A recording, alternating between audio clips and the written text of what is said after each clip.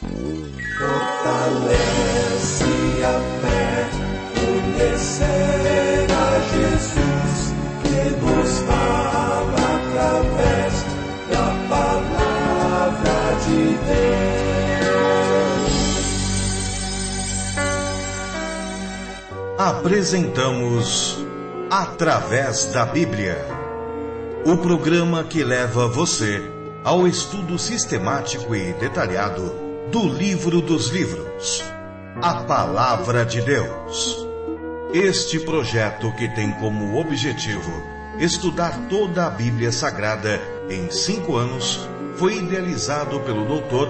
J. Vernon McGee. Os estudos são produzidos, contextualizados e apresentados pelo pastor e professor Itamir Neves. Convidamos você, ouvinte, a acompanhar esta jornada através da Bíblia. Olá, amigo, estamos iniciando mais um programa da série Através da Bíblia. Quero saudá-lo, desejando sobre você e sobre toda a sua família as mais preciosas bênçãos do Senhor. É um prazer estar mais uma vez com você nesse encontro em que temos estudado a Palavra do Senhor e especificamente o livro de Apocalipse. Hoje vamos estudar o capítulo 13, um capítulo que nos revela a luta do mal contra o bem. Essa é a luta que já enfrentamos agora, quando tentamos viver do modo digno da vocação a que fomos chamados. Por Deus querer de nós uma vida santa e coerente com a salvação que recebemos dele, pela morte e ressurreição do Senhor Jesus, temos que estudar cada dia mais a sua palavra, pois é ela que nos conduz ao conhecimento da vontade de Deus. Como temos repetido para nós, é muito bom saber que você está aí dedicando esse tempo específico para o estudo e reflexão na palavra de Deus, nos dando também o privilégio, a satisfação da sua audiência. Você sabe que o estudo contínuo da Bíblia é um privilégio, mas é também um dever, pois ela é o nosso alimento espiritual. Por isso devemos estudá-la com afinco. E no início desse programa eu quero registrar as palavras do Walter. Olá, irmãos do Através da Bíblia. Eu sou o Walter de Campina Grande do Sul, no Paraná, e sou ouvinte diário do programa. Quero agradecer-lhes por agora terem adotado o sistema de deixarem postados os programas durante a semana toda. Assim, com isso, eu posso ouvi-los com tranquilidade no final de semana. Obrigado mesmo por essa atitude e peço que, mesmo ao terminar em Apocalipse, vocês continuem com esse costume, para que eu também possa continuar a contemplar tão bons e proveitosos estudos da Palavra de Deus. Graça e paz a todos. Um abraço do Walter. Querido irmão, muito obrigado por suas palavras e nós ficamos alegres quando recebemos essas palavras de apoio. Afinal, esse é o nosso propósito. Ficamos contentes também quando ouvimos que temos irmãos e irmãs que oram por nós. Saiba também que estaremos orando por você. Conte com o nosso apoio. Exatamente por isso quero convidar a todos vocês, e a você especificamente, a nos colocar diante do Senhor com os nossos pedidos e gratidões por tudo que o Senhor tem feito por nós. Vamos orar, vamos colocar esse programa nas mãos de Deus. Querido Deus e Pai, chegamos à Tua presença reconhecendo a Tua soberania, o Teu poder e a Tua onisciência. Reconhecemos que tudo conheces e sabes que somos necessitados da iluminação do Teu Santo Espírito. Pedimos que o Senhor nos abençoe no programa de hoje. Querido Deus, te pedimos então que tenhamos nossas mentes abertas para ouvirmos a Tua palavra e capacitação Tua para obedecê-la. Pedimos isso em nome de Jesus. Amém. Fortalece a fé, conhecer nosso Deus.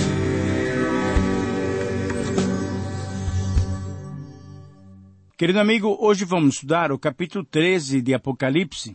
Vamos estudar a primeira parte, capítulo 13, versículos 1 a 10.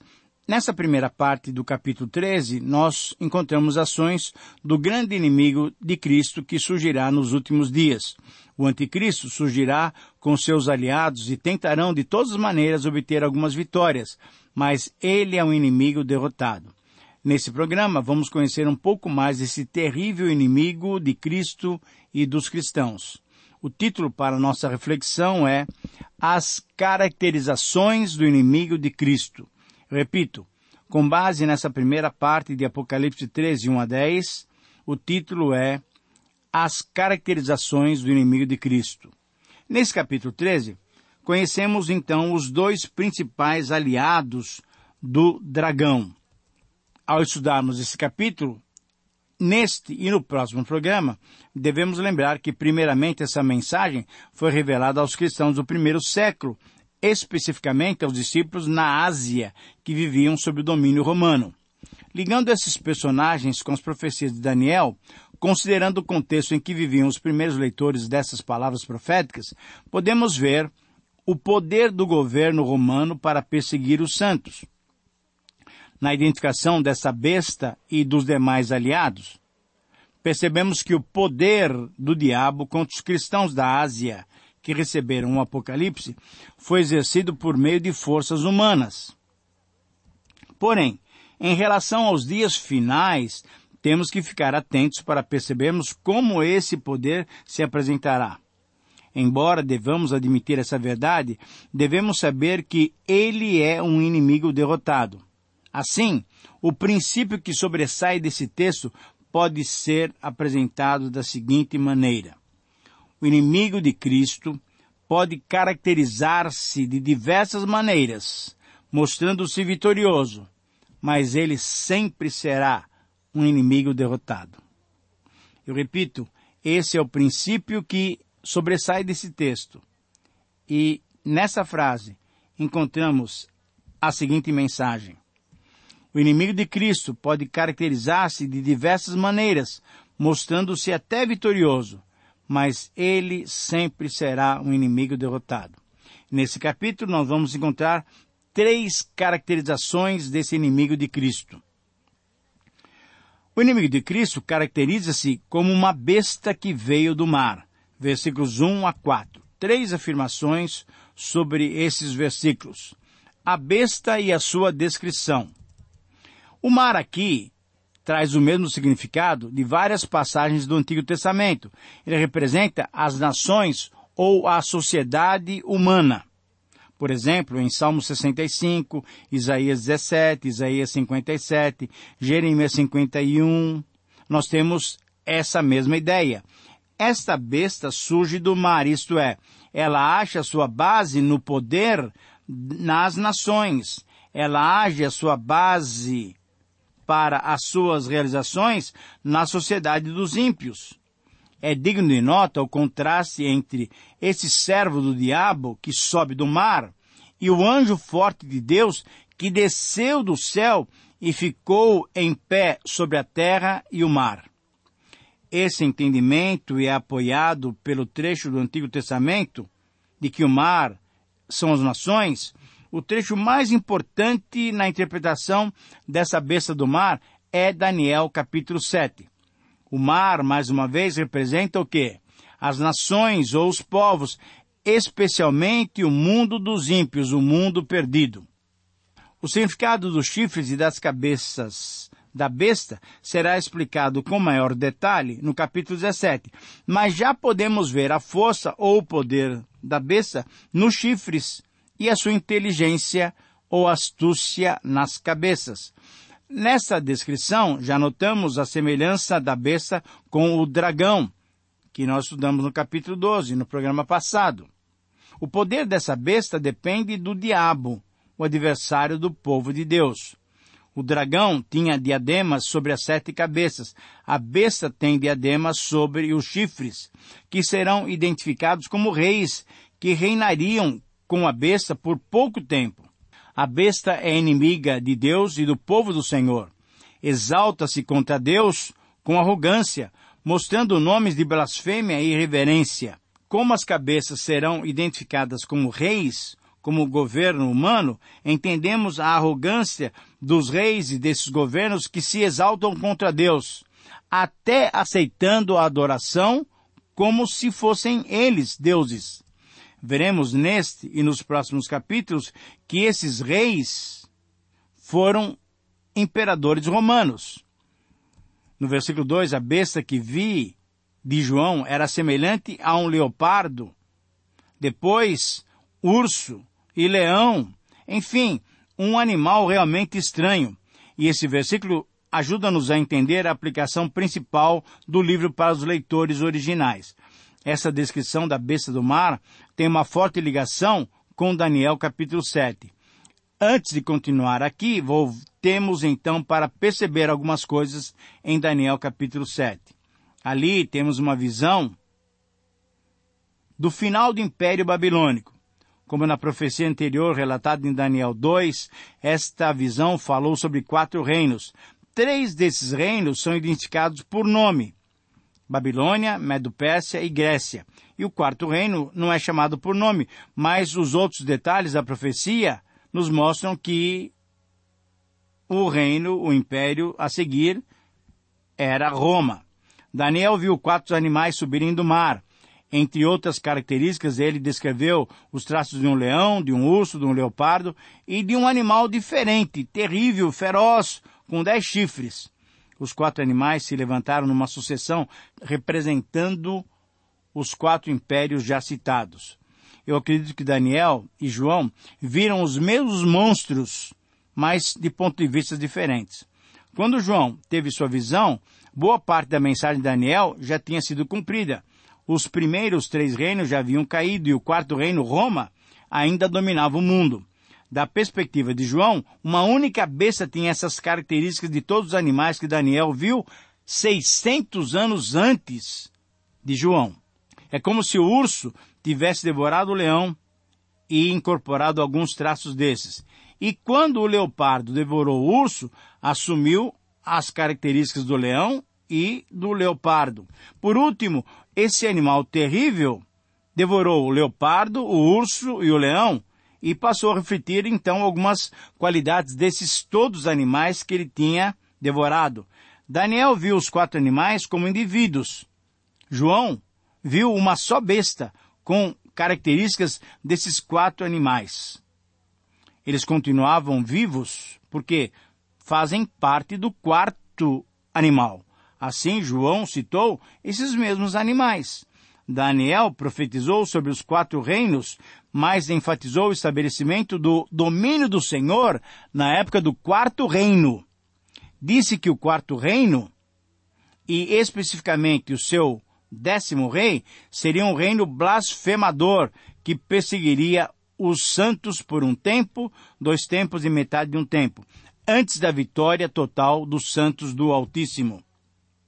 A mensagem de João nos próximos capítulos é uma atualização e ampliação da profecia de Daniel.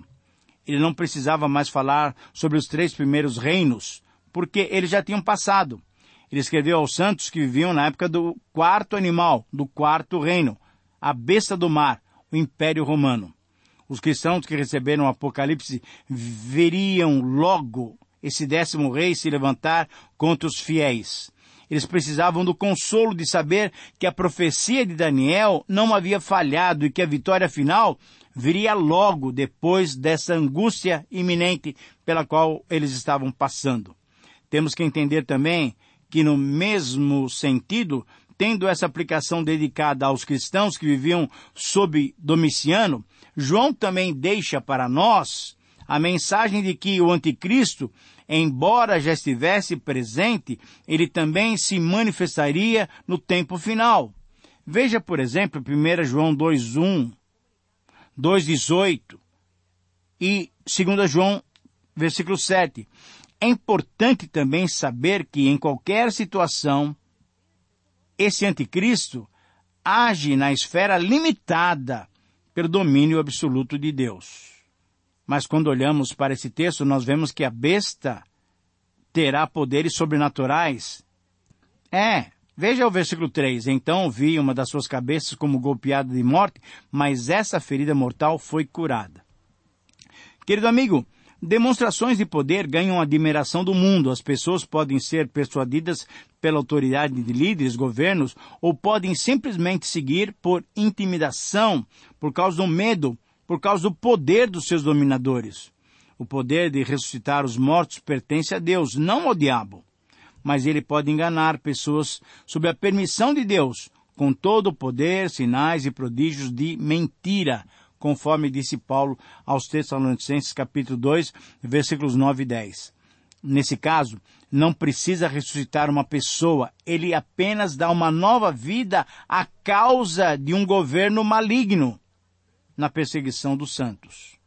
O mundo acha que a besta ganhará e se maravilha, mas não foi isso que aconteceu. A vitória de Jesus. Porém, foi isso que aconteceu naquele intervalo antes da 7ª trombeta. A besta mostrou o seu poder e o mundo se maravilhou, participou em festa. Mas para eles, a festa não durou.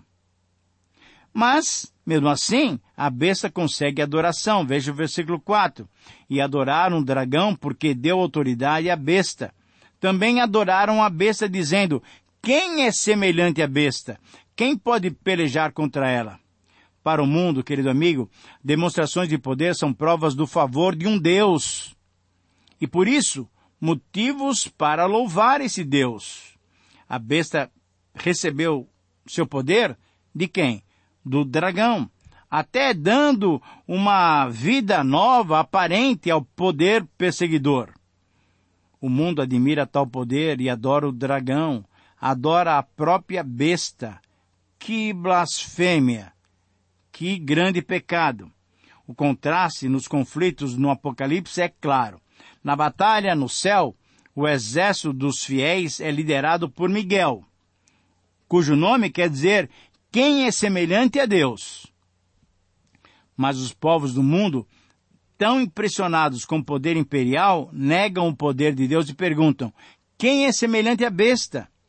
Os povos que admiram a besta não enxergam a luz da revelação dada aos servos do Senhor. Para eles, não há poder superior ao do diabo. Suas palavras arrogantes são um desafio. Mas, querido amigo, esse desafio será respondido nos próximos capítulos. O inimigo de Cristo, então, caracteriza-se como quem recebe autoridade para se manifestar. Versículos 5 a 8, esta é a segunda caracterização desse inimigo de Cristo. 3 afirmações aqui, para entendermos bem esses versículos. A autoridade limitada para blasfemar e ser arrogante é dada por Deus. Foi-lhe dada uma boca que proferia arrogâncias e blasfêmias. Novamente o texto fala e mostra a arrogância da besta. Ela tem nomes de blasfêmia nas cabeças e recebe a adoração dos povos. Aqui ela tem condições de se exaltar e de falar blasfêmias. Querido amigo, a imagem da besta é assustadora, é aterradora. O poder dela é tão grande que a terra toda vai atrás dela dando-lhe honra. O mundo pode ser enganado, mas os leitores do Apocalipse, por isso você deve estudá-lo com profundidade, os leitores do Apocalipse sabem que o poder dela é limitado pelo mesmo Senhor que já venceu o dragão. Ela terá autoridade para agir por um tempo limitado. A ousadia da besta não tem limites. Ela abre a boca para falar contra o próprio Senhor. O nome representa a pessoa. O nome de Jesus salva no sentido de que o próprio Senhor Jesus salva. Difamar o nome de Deus é atacar o próprio Senhor. A besta difama também o tabernáculo, isto é, o tabernáculo representa o povo de Deus. É o povo de Deus, aqueles que habitam o céu, que são difamados. Mas no versículo 7, a autoridade limitada para lutar e vencer contra os santos é dada, mas é uma autoridade limitada. Foi-lhe dado também que pelejasse contra os santos e os vencesse. Querido amigo, já tivemos uma previsão disso no vislumbre do trabalho da besta, no capítulo 11, versículo 7. Aqui, o comentário é rápido. A besta luta contra os santos e se sai vitoriosa. Da mesma maneira que o capítulo 11 nos avisou do ataque e até da vitória da besta, o mesmo capítulo também nos assegura que a vitória não termina aqui. A besta vence, mas é momentâneo essa vitória. A autoridade é limitada. Ela vai ser adorada, mas vai ser adorada pelos perdidos. Versículo 8.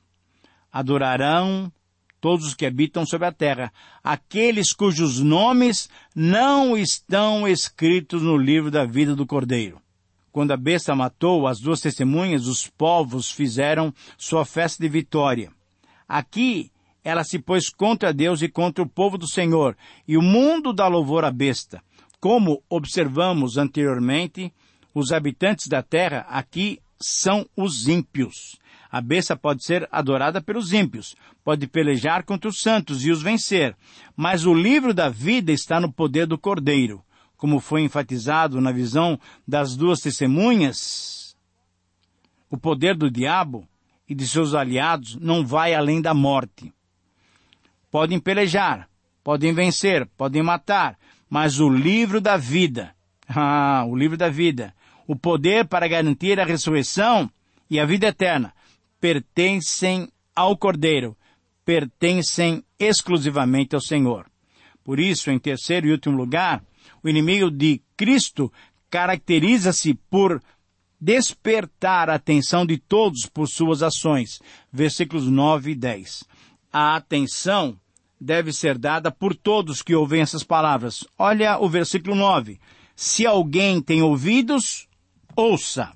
Preste atenção, é importante. Essa frase tem sempre o propósito de chamar a atenção à mensagem do Senhor. Essa mensagem é para incentivar os ouvintes a tomarem uma decisão, para darem uma resposta a essa palavra. A atenção deve ser dada ao apelo que faz o Espírito Santo. Veja o versículo 9 novamente. Essa frase aparece 8 vezes nesse livro de Apocalipse, em cada uma das cartas às 7 igrejas e aqui. O versículo que segue contém uma mensagem que oferece consolo para os santos. É importante, então, prestar atenção, porque é o Espírito Santo quem chama a nossa atenção. A atenção deve ser prática, pois haverá justa retribuição, versículo 10. Se alguém leva para o cativeiro vai. Se alguém matar a espada, é necessário que seja morto a espada. Aqui está a perseverança e a fidelidade dos santos, diz o versículo 10. Há diversas interpretações desse versículo, mas parece a mais provável que o Senhor esteja falando aqui sobre os perseguidores, aqueles que prendem ou até matam os santos. Entendido dessa maneira, seria uma promessa de vingança contra os opressores. Aqueles que levam os outros ao cativeiro ou que usam a espada para matar, sofrerão os mesmos castigos. Quando a besta se levantou do capítulo 11 para matar as duas testemunhas, a sua vitória durou pouco tempo, e a cena se encerra com o sofrimento dos inimigos, que regozijavam-se com a morte dos servos fiéis. Quem participar dessa perseguição, prendendo e matando os santos, enfrentará a vingança justa. A justiça divina traz conforto aos fiéis. Em termos gerais, os fiéis são perturbados pela injustiça do mundo e aguardam dia de acerto quando a justiça de Deus prevalecerá. Homens justos do Antigo Testamento pediam justiça de Deus sobre os ímpios. Por exemplo, no Salmo 35, no Salmo 74, no Salmo 94. E foi essa mesma preocupação que estava na mente dos servos de Deus. As promessas do Apocalipse de sofrimento, por um tempo limitado, seguido por uma vitória total, servem para confortar os santos e ajudá-los a perseverarem. Querido amigo, o diabo não desiste. Depois da série de derrotas do capítulo 12, ele esperou na praia para a chegada da besta do mar, um dos aliados dele. Quando ouviram a descrição da besta do mar, os que conhecem o Antigo Testamento percebem a gravidade da situação. O dragão conta com o apoio de uma besta que junta toda a maldade e a ferocidade dos ímpios. O mundo pode ser enganado, achando que a besta vencerá, mas os fiéis sabem que não se compara com o poder de Deus. Deus a derrotará.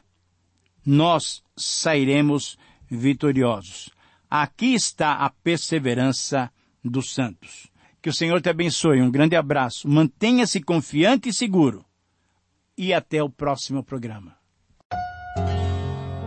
Terminamos mais uma apresentação do programa Através da Bíblia. Esperamos que você nos escreva, dando a sua opinião sobre o que ouviu. O nosso endereço é Caixa Postal 18.113, CEP 04626-970, São Paulo, São Paulo. Ou pelo e-mail através da Bíblia @transmundial.com.br. Este programa foi produzido nos estúdios da Transmundial. Meu pecado sei, expirou na cruz, e por graça